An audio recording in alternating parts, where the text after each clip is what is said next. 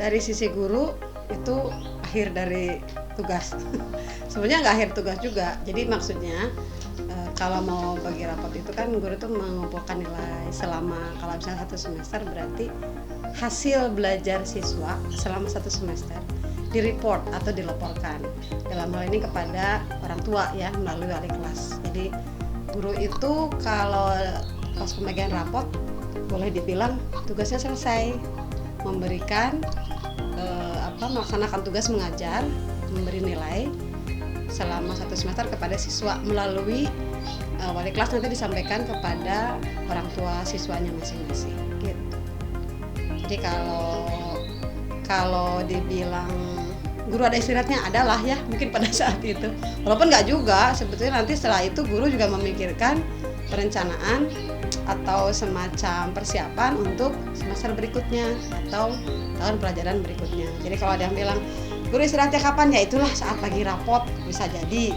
Ada juga yang protes mungkin, nggak juga, ya emang nggak juga karena semester depannya 2 minggu kemudian atau 3 minggu kemudian mereka harus mempersiapkan hal-hal yang akan dijadikan bahan ajar di semester atau tahun pelajaran berikutnya gitu.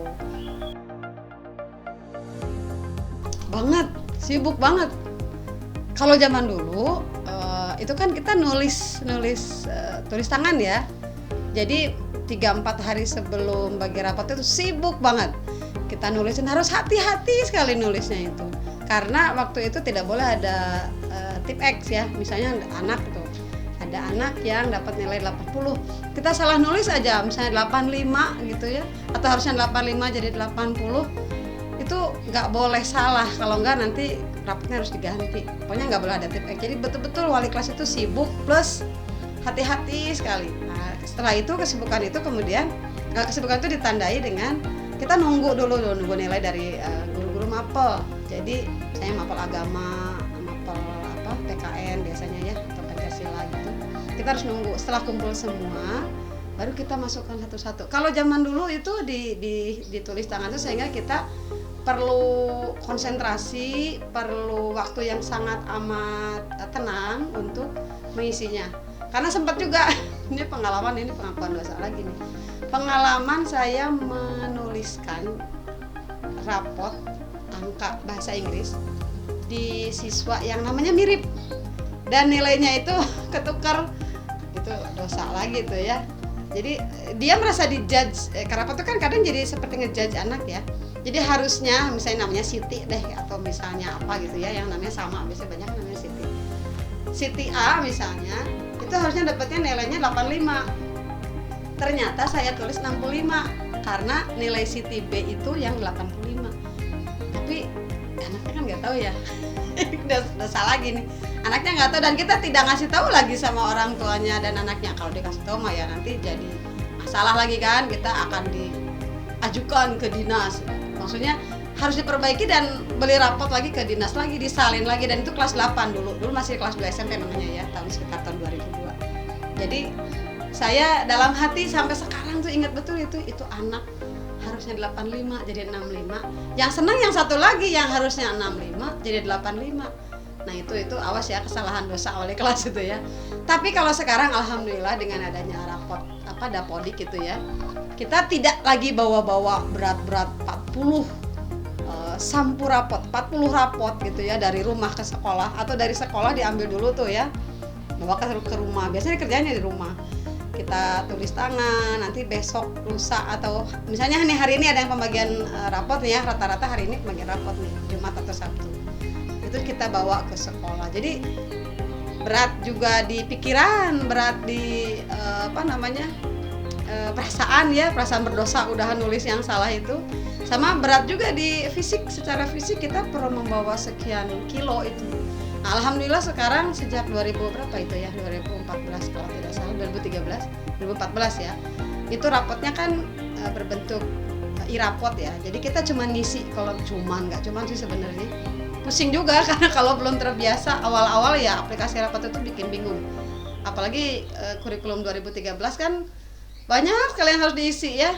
Jadi kalau yang tidak siap belajar kekinian memang menyesakkan ya. Menyesakkan itu dalam arti aduh harus belajar ini, harus belajar itu, belajar membuka file, belajar download bahan rapotnya, kemudian diisi, dirata-ratakan.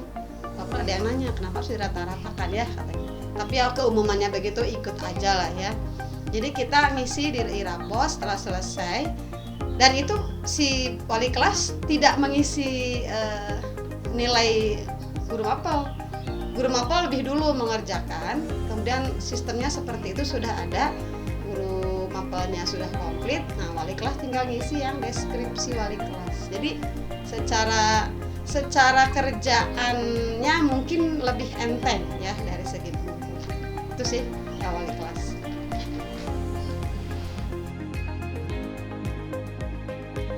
Gini, nilai rapot itu kan dianggap hasil belajar anak tuh. Kalau orang tua melihat nilai anaknya besar, orang tua bahagia dong. Wah, anak saya pinter ya. Oh, berarti selama ini anak saya tuh belajarnya benar. Tuh lihat aja buktinya nilainya besar. Pada saat orang tua melihat nilai anak yang dianggap tidak memuaskan, misalnya 5 atau 6, sekarang nggak zaman ya, 6 atau 7 gitu. Kemudian orang tua berharap anaknya tuh mestinya besar nilainya 8 atau 9 gitu ya. Itu ada semacam secara tidak langsung tuh anaknya juga, orang tuanya juga akan merasa kok anaknya segini ya, misalnya kok saya segini ya sama si anak itu. Orang tua sama juga akan mengatakan oh anak saya bodoh ya misalnya pelajaran ini karena nilainya sekian, beda sama nilai pelajaran apa gitu yang mungkin dianggap besar. Nah itu ngejudge-nya di situ. Jadi merasa nilai rapot itu bisa menjadi alat menghakimi seseorang, dalam hal ini siswa. Nah, dalam hal ini wali kelas itu harus pintar-pintar memberikan semacam pemberitahuan lah. Kalau dibagi rapot itu ada halo-halo gitu ya. Awal-awalnya kan berkumpul dulu pemberitahuan bahwa nilai tidak selamanya memastikan bahwa anak itu pintar atau bodoh. Karena itu tadi kayak kasus saya itu, bisa jadi anak yang sebetulnya harusnya nilai besar karena ketukar itu nilainya jadi kecil kan, padahal gurunya lebih tahu. Pasti guru tuh lebih tahu anak itu sebenarnya seperti apa performance-nya dalam belajar. Jadi untuk orang tua nih terutama jangan ngejudge anak dari nilai lah ya. Kan kita tahu nilai itu bisa salah nulis, bisa salah hitung pada saat guru mapel menghitung rata-rata dan sebagainya. Jadi tolong orang tua nih yang sekarang mungkin baru mau dapat rapot, hindari menjudge anak hanya melihat dari nilai yang ada di rapot. Karena saya pernah itu sekali waktu itu anak kelas 7, saya wali kelasnya. Suatu saat saya sedang ke Australia, waktu itu ikut program dari Distrik Jabar. Kemudian penyerahan rapotnya diserahkan sama teman ya, yang waktu itu bisa mewakili karena saya nggak ada. Pas pulang itu anaknya komplain ke saya, bukan komplain, dia curhat. Katanya dia di rumah itu dimarahin habis-habisan sama orang tuanya. Saya tanya kenapa marah? Katanya karena ranking terakhir. Oh, waktu itu bukan akhir semester tapi rapot PTS ya, kalau nggak salah kayak rapot bayangan gitu. Tapi orang tuanya tuh betul-betul menjudge anak dari hasil rapot bayangannya itu. Karena di rapot bayangan waktu itu ya tahun 2010 kalau tidak salah itu ada ranking. Dan di antara berapa puluh anak itu dia tuh rankingnya terakhir. Terus saya tahu dia tuh matematikanya jago, dari guru bahasa Inggrisnya saya tahu. Terus dia tuh curhat yang menganggap bahwa orang tuanya itu salah. Saya kok dimarahin gara-gara rapot. Jadi dia seolah menyalahkan rapot. Dan siapa yang ngisi rapot ya wali kelas kan. Memang waktu itu wali kelas yang ngisi, tetapi kan yang bagian waktu itu bukan saya. Jadi saya tidak bisa memberikan halo-halo, saya pengumuman atau pemberian persepsi yang sama ya terhadap guru itu. Jadi akhirnya dari situ saya semakin yakin bahwa sebagai wali kelas harus ada forum di mana wali kelas itu menyampaikan apa dan bagaimana nilai rapot itu menjadi seperti yang ada sekarang, kemudian apa yang harus dilakukan oleh orang tua setelah melihat hasil belajar anak dalam bentuk rapot itu ya. Tadi itu ngejudge itu jangan sampai ngejudge gitu. Yang ada harusnya memberikan support kalau oh ini si Ade atau si A ini kurang ya, atau si Teteh ini kurang di matematik misalnya, atau gitu di bahasa Inggris. Nah, gimana? Memang ada kesulitan apa? Misalnya fasilitas kah?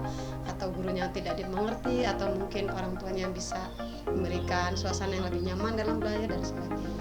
Jadi ya, itu yang maksud ngejatuh seperti itu. Betul sekali. Saya terinspirasi dari sebuah sekolah yang saat bagi rapat itu bukan kumpul pada satu waktu yang sama. Biasanya kan kalau kita di sekolah itu bagi rapat itu misalnya hari Sabtu jam 9 gitu ya. Nah, wali kelas sama semua siswa sama semua orang tua siswa itu kan kumpul tuh di satu ruangan. Terus kita pengumuman kayak apa, terima kasih dan sebagainya. Paling setengah jam. Setelah itu rapatnya dibagikan ya satu-satu. Biasanya dari absen pertama ya. Absen pertama. Makanya yang absen terakhir biasanya suka datang terakhir kan, ya kan? Udah setelah itu selesai ya. Di sekolah ini saya terinspirasi karena pembagian rapot itu tidak mengumpul begitu, tidak berkumpul orang tua itu, tapi dijadwal. Dan setiap setengah jam itu setiap orang tua datang. Jadi kita nggak pernah orang tua satu dengan orang tua lain tidak ketemu pada saat yang sama.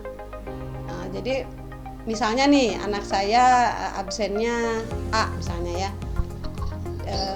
di daftar hadirnya dia nomor 1, maka dia akan diminta datang konsultasi atau bimbingan dengan wali kelas itu jam 8 pagi misalnya, itu sampai jam 8.30. Dan kita itu dapat pencerahan dari wali kelas tentang bagaimana anak kita belajar. Jadi saya akhirnya mendapatkan inspirasi itu dan saya coba praktekkan di kelas, di wali kelasan yang saya ampuh beberapa kali sih, nggak setiap, karena memang membutuhkan waktu lama. Apalagi di sekolah negeri rata-rata 36-40 orang ya. Tapi intinya bahwa secara umum saya sampaikan tentang apa sih arti rapot, apa sih arti angka-angka dalam rapot sebagai yang dianggap hasil belajar. Kemudian informasi-informasi yang saya dapat dari beberapa guru mapel ya, secara umum lah, misalnya kelas ini rata-rata tugasnya sering terlambat, atau kelas ini misalnya kurang kompak dalam apa gitu. Tapi ingat, wali kelas juga tidak boleh menafikan ada kelebihan-kelebihan kelas yang harus diumumkan juga tuh di depan orang tua. Jadi jangan hanya kelemahannya yang disampaikan. Misalnya kelas ini alhamdulillah dapat juara kebersihan misalnya ya, antar kelas gitu, kebersihan antar kelas. Kemudian misalnya wali kelas kan, saya sebagai guru bahasa Inggris tuh datang ke kelas itu 2 kali seminggu kan. Setidaknya tahu lah ya karakteristik anak-anaknya seperti apa, dan biasanya tidak jauh-jauh lah dengan curhatan guru-guru mapel lain. Nah, kita sampaikan juga ini kelebihannya di mata pelajaran ini, misalnya ada anak di kelas ini yang jago ngaji, atau misalnya anak di kelas ini yang jago basket misalnya. Sehingga si orang tua itu mendapatkan informasi yang seimbang, tidak hanya kekurangannya tetapi juga kelebihannya. Nah, itu edukasi. Jadi pertama itu ya, yang disebut edukasi itu memberitahu bahwa kita tidak hanya melihat sesuatu dari sisi negatif, tapi juga dari sisi positif. Betapapun sedikitnya yang ada positifnya itu ya. Kemudian berikutnya adalah bahwa nilai itu berkembang. Artinya gini, ketika hari ini, semester ini anak itu dapat 6 misalnya atau 7, tidak berarti selamanya anak itu akan dapat 7. Mungkin pada saat semester itu anaknya belum ngerti, belum paham, atau gurunya mungkin belum pas dengan anaknya saat menyampaikan.